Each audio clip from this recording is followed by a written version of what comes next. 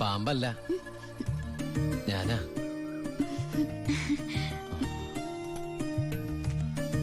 കുട്ടി ഞെട്ടിയോ? ശബ്ദം കേട്ടപ്പോ ഞാൻ വിചാരിച്ചു പാമ്പാണെന്ന്.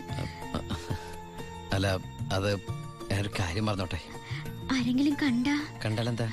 കല്യാണത്തിന് മുമ്പ് ഇങ്ങനെയൊന്നും പാടില്ല. എനിക്ക് കല്യാണത്തിന് മുമ്പേ ഇങ്ങനെയൊക്കെ പാടൂ. കുട്ടി എന്റെ കഥയൊന്ന് കേക്കണം. കഥയൊക്കെ എഴുതുവോ? എന്നിട്ട് വല്ല വാരികയിലും പ്രസിദ്ധീകരിച്ചോ?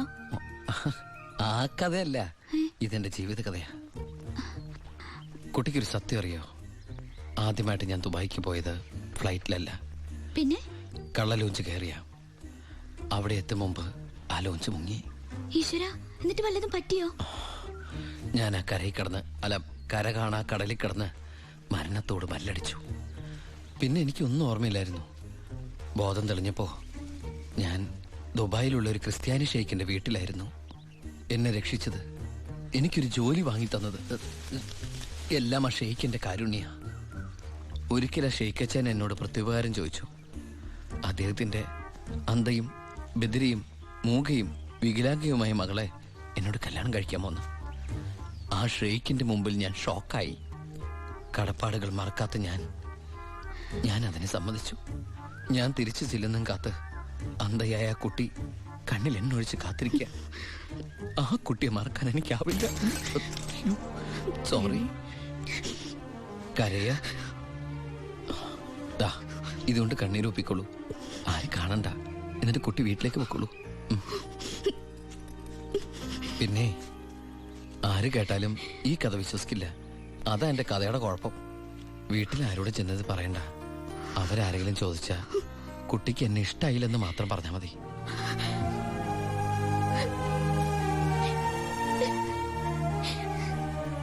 എന്റെ സർപ്പത്തമാരെ, അറിയാലോ എന്റെ അവസ്ഥ. ഈ പാവം കുട്ടിയെ ചതിക്കാൻ എനിക്കാവില്ല.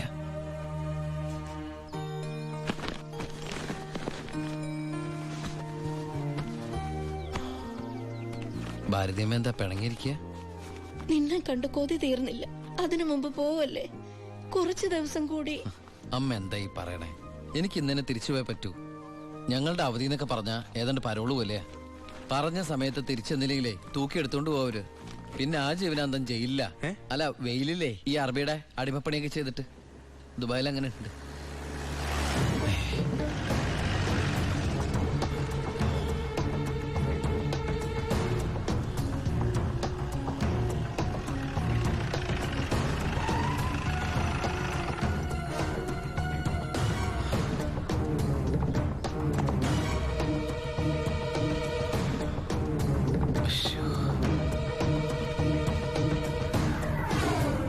ഏട്ടനെന്താ പതുങ്ങി നോക്കുന്നത്? പോലീസ്. അയാൾ ആ ഗോപികയുടെ അടുത്ത ബന്ധുവാ. ഈശ്വര, എങ്ങനെ ഒരു ബന്ധു ഓർക്കുണ്ടായിരുന്നു? അതെന്താ ഉണ്ടായാല്? അല്ല, ഒരു വല്ലാത്ത വൃത്തികെട്ട രൂപമല്ലേ. അങ്ങോട്ട് മാറിക്കാ, പെട്ടി ഒന്ന് പെട്ടെന്ന് പൊടിക്കോട്ടെ.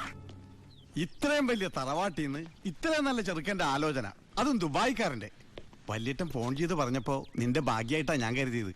എന്നിട്ടിപ്പോ നിന്റെ ഭാഗത്ത് നിന്ന് കല്യാണം വേണ്ടാന്ന് പറയാൻ എന്താ കാരണം? ഇനി നിനക്ക് ആരോടെങ്കിലും പ്രേമം പറ്റുകൊണ്ടോടി? പിന്നെന്താ പ്രശ്നം? വല്യേട്ടന് എന്തെങ്കിലും സംഭവിച്ച പിന്നെ നിനക്ക് ആരാ ഉള്ളത്? നീ എതിരൊന്നും പറയണ്ട. ഇത് നിന്റെ ഭാഗ്യമായിട്ട് കരുതിയാ മതി. വല്യേട്ടനാണെങ്കിൽ ഉറപ്പിച്ചോ, ബാക്കി ഞാൻ ഏറ്റു. എന്തായാലും ചെറുക്കൻ പോണ ദിവസം വന്നാൽ നന്നായി. ഉണ്ണിയൊന്ന് കാണാലോ. വല്യേട്ടാ, ഞാനൊന്ന് ഉണ്ണിയെ പരിചയപ്പെട്ടിട്ട് വരാം.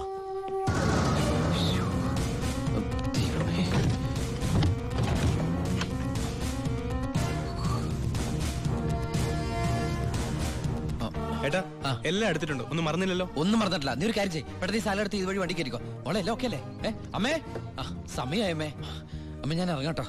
എന്തേത്? ഇത്തിരി അച്ചാറും പലഹാരങ്ങളും. എന്റെ അമ്മ, ഈ സാധനങ്ങളൊന്നും അങ്ങോട്ട് കൊണ്ടാൻ പറ്റില്ല. അവിടുന്ന് തരുന്ന ഫുഡല്ലേ കഴിക്കാൻ പറ്റുള്ളൂ. ഭയങ്കര സ്ട്രിക്റ്റ് അല്ലേ?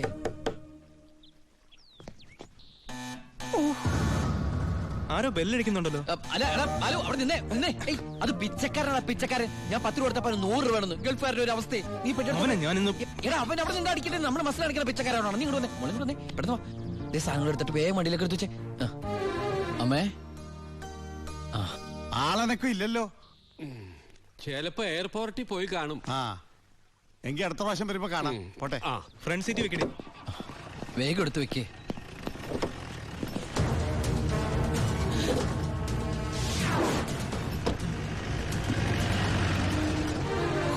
അയാള് പോയി. ആ നിർത്ത് നിർത്ത് നിർത്ത്. ആ പൊറോട്ട എടുത്ത്. ആ അയാള് വരുന്നു. അയ്യോ. എന്താ എന്ത് പറ്റി? ഓ എന്തൊരു ചൂടാണത്, ഭയങ്കര ചൂട്. ഞാൻ ഒന്നുകൂടി കുളിച്ചിട്ട് വരട്ടെ. നാട്ടുവെള്ളത്തിൽ ഒന്ന് കുളിക്കണമെങ്കിൽ എത്ര നാൾ കഴിയണം? ദുബായ് കിട്ടുന്ന വെള്ളം ഉണ്ടോടാ? ഡീസൽ അല്ലേ, ഡീസൽ. ഓ.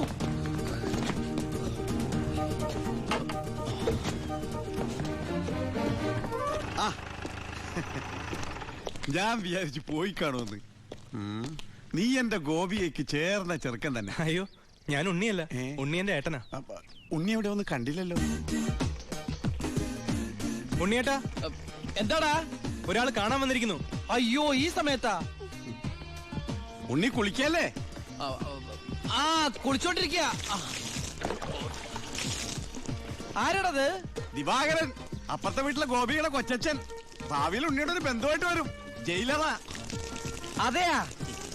ആ ഒന്ന് മുഖം കാണിക്കാൻ വേണ്ടി വന്നതാ. മുഖം കാണിക്കാൻ ഞാനെന്താ രാജാവാ? ഓ ഫലിതപ്രിയൻ. നമ്മള് തമ്മിൽ കാണേണ്ട കാര്യം പറഞ്ഞത്. ഞാൻ കണ്ടിട്ടുണ്ട്. എവിടെ വെച്ച്? ഞാൻ സോപ്പ് വെച്ചോണ്ടിരിക്കുക, അതുകൊണ്ട് കേട്ടത് മാറിപ്പോയതാ. വരുന്ന വഴിക്ക് കണ്ടുന്ന്. ഓ അങ്ങനെ. ഓ പിന്നെ പോയിട്ട് ഇത്ര ധൃതി ഉണ്ടായിരുന്നു. 12:30 ട്രെയിൻ. പെട്ടെന്ന് ഇറങ്ങുമാവോ? ഏയ് വൈകും വൈകും. ട്രെയിൻ മിസ്സാക്കണ്ട, വേഗം പുറപ്പെട്ടോളൂ. നമുക്ക് നാളെ അവിടെ വെച്ച് കാണാം. അവിടെ വെച്ചോ? നാളെ എവിടെ വെച്ച്? സോപ്പ് മാറിപ്പോയതായിട്ട് പറഞ്ഞത് മാറിപ്പോയതാ. അടുത്ത വരവിന് ഇവിടെ വെച്ച് കാണാമെന്ന്. ആ ശരി ശരി, എങ്കിൽ ഞാൻ ഇറങ്ങുന്നു. ആ ഇങ്ങോട്ടെന്ന് വെച്ച പൊക്കോളൂ. ഞാൻ ഈ ഗ്ലാസ് എടുത്തോട്ടെ. ഗ്ലാസാ? ഗ്ലാസ്സിലെ ചായ കളഞ്ഞിട്ട് അമ്മയോട് വെച്ചിട്ട് എടുത്തോളൂ. അയ്യോ, ഞാൻ ഈ കൂളിംഗ് ഗ്ലാസിന്റെ കാര്യം പറഞ്ഞത്. കൂളിംഗ് ഗ്ലാസോ ചില്ല് ഗ്ലാസോ ഇനി അപ്പുറത്തെ സ്കൂളിലെ ക്ലാസ്സോ എന്താന്ന് വെച്ചാൽ വേഗം എടുത്തിട്ട് വേഗം പൊക്കോളൂ. ട്രെയിൻ മിസ്സാവും. ആ ഓ ആ ഇനി ദുബായ്ക്കാരുടെ വീട്ടിൽ വന്നിട്ടൊന്നും തന്നില്ല എന്ന് വേണ്ട. അപ്പോ ഞാനങ്ങോട്ട്. പൊക്കോളൂ. Bye bye.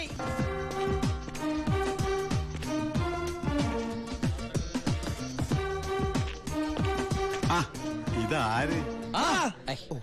പണ്ടാർക്കെല്ലാം വെച്ചിരിക്കണ എന്റെ ക്ലാസ്സാടാ. സത്യത്തിൽ ഇയാള് പോലീസ് അതോ കുള്ളനാ? കള്ളനാ? നീ നാട്ടിലൊക്കെ പോയൊന്ന് മിനിങ്ങിയിട്ടുണ്ടല്ലോടാ പരമശിവം. അത് സാറി ഗ്ലാസ് വെച്ച് നോക്കിട്ട് തോന്നണതാ. പരോള് കഴിഞ്ഞു വന്നപ്പോ നീ എനിക്കെന്താ കൊണ്ടുവന്നേ? വെച്ചാലിണങ്ങാത്തൊരു കൂളിംഗ് ഗ്ലാസ് തന്നില്ലേ? ഇവനാ? ഇത് ദുബായിലുള്ള എന്റെ ഒരു ഫ്രണ്ട് തന്നതാ. ഫ്രണ്ടോ? ആ ഫ്രണ്ട് എന്ന് പറഞ്ഞ ക്ലോസ് ഫ്രണ്ട്. ആ കക്ഷിയെ കൊണ്ട് എന്റെ വലിയേട്ടന്റെ മോളെ കെട്ടിക്കാൻ പോവാ. ചെറുക്കന്റെ സ്വഭാവമൊക്കെ അന്വേഷിച്ചിട്ട് പോരെ കല്യാണം? ഇല്ല പരമശിവ. ഞാൻ ആരാ? പോലീസാ. ആഹാ. ആ. അപ്പൊ ആ സംശയവും തീർന്നു. ഡാ, ചെക്കനെ കുറിച്ചുള്ള ഫുൾ ഡീറ്റെയിൽസ് എടുത്തു. ആണാ? അവന് 24 ക്യാരറ്റാ. എന്റെ വ്യാകുല മാതാവ് എന്നെ കൊല്ലു. ചുമ്മാ ഇരുടാ. ഇത് കണ്ട, ഇതവന് ദുബായ്ക്കുള്ള കത്ത. എന്തിനാ ഇപ്പൊ കത്ത്? കാര്യം അങ്ങോട്ട് നേരിട്ട് പറഞ്ഞൂടെ? അതിനും ദുബായ്ക്ക് പോയില്ലേ? ആ അവൻ ദുബായിലെത്തി. ഇത് വെറും ഒരു കത്ത് മാത്രമല്ല, ഒരു ലിസ്റ്റ് കൂടെ ഉണ്ട്. ഒരു DVD, ഒരു TV, ഒരു മൊബൈൽ, അങ്ങനെ ചിന്ന ചിന്ന സാധനങ്ങള്. പോലീസല്ലേ മോനെ, ഓസിന് കിട്ടിയാ വിടുവാ. കാശിനൊക്കെ ഇപ്പൊ എന്താ വില? ടൈറ്റാ. ടൈറ്റാ? ചിന്നാടൻ ബാബുവിനെ ആശുപത്രിയിലാക്കാൻ വേണ്ടി ലക്ഷങ്ങൾ ഏമാർക്ക് വീശിന്നാണല്ലോ കേട്ടത്. പോടാ പോടാ. അത് ശരി. അപ്പൊ അതാണ് അവനോട് കാണാത്തത്.